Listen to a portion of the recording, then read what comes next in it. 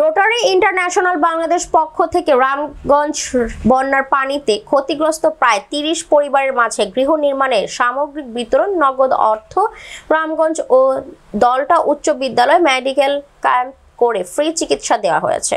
রোটারির নেতারা জানিয়েছেন, গত 2020-21 এর গভর্নর পক্ষ থেকে বন্যা কবলিত ক্ষতিগ্রস্ত পরিবার মাঝে গৃহ নির্মাণে আমাদের এই ক্ষুদ্র প্রয়াস। আমরা ধীরচিত্র আশ্বাস করেছি, আমাদের এই যাত্রা দরিদ্র মানুষের জন্য অব্যাহত থাকবে।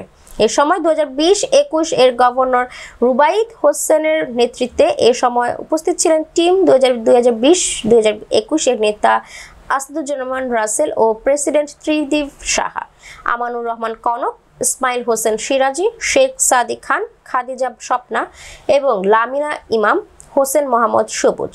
উপজেলা সাংস্কৃতিক ব্যক্তিত্ব সমীর সাহা, জামাল পাটোয়ারি, আব্দুল সত্তার, সংরক্ষিত কাউন্সিলর জনি মজুমদার, পার্থ বণিক, ইব্রাহিম সৈকত সহ অনেকে। টিন এবং ঘর নির্মাণ সামগ্রী দান করলাম। এর আগেও 28 এবং 30 তারিখে একটি ত্রাণ সামগ্রী বিতরণ করেছে এবং ত্রিদীপও তার একটা টিম নিয়ে এখানে কাজ করেছে। এবং আজকে আমাদের আরেকটা স্লট দলটাতে